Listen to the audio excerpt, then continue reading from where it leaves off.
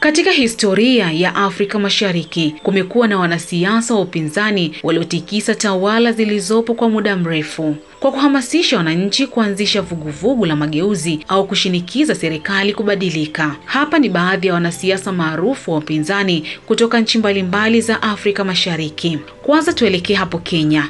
Raila Odinga, mwana wa Jaramogi Oginga Odinga, mmoja wa waanzilishi wa taifa la Kenya. Raila alikuwa mstari wa mbele katika harakati za kuondoa mfumo wa chama kimoja nchini Kenya miaka ya 1990. Alishiriki kwenye uchaguzi wa urais mara kadhaa. 2007 alishiriki, 2013, 2017 na 2022. Akidai wizi wa kura mara kwa mara. Uchaguzi wa 2007 ulizua machafuko makubwa nchini humo yaliyosababisha mazungumzo yaliyoleta serikali ya mseto na yeye kuwa waziri mkuu. Ameendelea kuwa na sauti kubwa ya upinzani na mageuzi. Tuelekee Uganda. Yupo mtu mmoja kwa jina la Kizza Besigye, daktari wa jeshi na mshirika wa karibu wa Rais Yoweri Museveni mwanzoni mwa utawala wake. Aliasi serikali na kugombea urais dhidi ya Museveni mara kadhaa, 2001, 2006, 2011 na 2016. Alikumbwa na kukamatwa mara nyingi,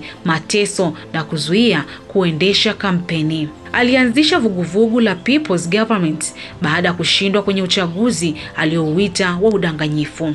Ametambulika kimataifa kama mtetezi wa demokrasia ya Uganda. Na hapa Tanzania yupo Tundu Lissu, mwanasheria alijulikana kwa ukosoaji mkali dhidi ya serikali ya awamu ya 5 ya Rais John Magufuli. Mwaka 2017 alipigwa risasi zaidi ya 16 na watu wasiojulikana, tukio lililotikisa taifa. Kwa sasa Tundu Lissu anaendelea na harakati zake za kisiasa akiwa mstari wa mbele katika kupigania mageuzi ya mfumo wa uchaguzi nchini Tanzania. Akiwa mwenyekiti wa Chadema, chama kikuu cha upinzani nchini Tanzania, Lissu amekuwa akiongoza kampeni yenye kauli mbiu hakuna mageuzi, hakuna uchaguzi. Mnamo Aprili 9, Lissu alikamatwa na kushtakiwa kwa kosa la uhaini. Amekuwa akitetea haki za binadamu, uhuru wa vyombo vya habari na mageuzi ya kikatiba.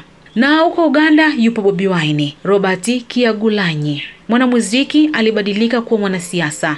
Alichaguliwa kuwa mbunge mwaka 2017. Anajulikana kwa kuikosoa serikali ya Museveni kwa ukandamizaji wa demokrasia. Aligombea urais mwaka 2021 akiwa mgombea kijana zaidi aliyowahi kupambana na Museveni. Alikamata hisia za vijana wengi kwa kutumia mitandao na muziki kama nyenzo za kisiasa. Amepitia kukamatwa, kupigwa na kunyanyaswa, lakini ameendelea kuwa nembo ya mabadiliko.